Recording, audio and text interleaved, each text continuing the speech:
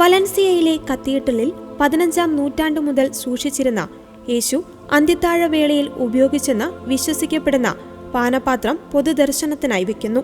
The monastery of San Juan de la Pena and the cathedral of ജാക്കയിലേക്കുമാണ് ഈ യേശു ഉപയോഗിച്ച കാസ കൊണ്ടുപോയത്.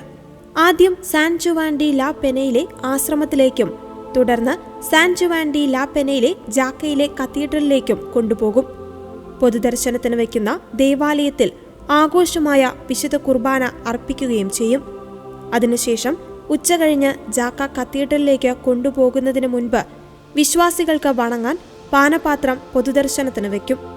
പൊതുവണക്കത്തിന് ശേഷം പാനപാത്രം പ്രദക്ഷിണമായി തിരിച്ച് വലൻസിയയിലേക്ക് കൊണ്ടുപോകും.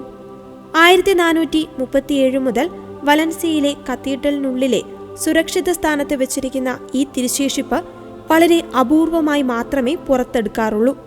സിക്സ്റ്റസ് രണ്ടാമൻ പാപ്പയുടെ ഡീക്കനായിരുന്ന ലോറൻസോ വഴിയാണ് കർത്താവ് അന്ത്യത്താഴത്തിൽ ഉപയോഗിച്ച പാനപാത്രം സ്പെയിനിലെത്തിയത്. ലോറൻസോ പാനപാത്രം ഹ്യൂസ്കയ്ക്കടുത്തുള്ള തന്റെ ജന്മനാടായ ലോററ്റോയിലേക്ക് കൊണ്ടുപോവുകയും 8-ാം നൂറ്റാണ്ടിലെ മുസ്ലിം അധിനിവേശം കാരണം 11-ാം നൂറ്റാണ്ടിന്റെ മധ്യത്തിൽ പാനപാത്രം സാൻ ജുവാൻ ഡി ലാ പെനയിലെ ആശ്രമത്തിൽ സൂക്ഷിക്കുകയുമായിരുന്നു. പിന്നീട് വലൻസിയയിലെ രാജാവായിരുന്ന മാർട്ടിൻ ഒന്നാമൻ ഈ തിരുശേഷിപ്പ് ആവശ്യപ്പെടുകയും 1437-ൽ വലൻസിയയിലെ കത്തീഡ്രലിലേക്ക് കൊണ്ടുവരികയും ചെയ്തു.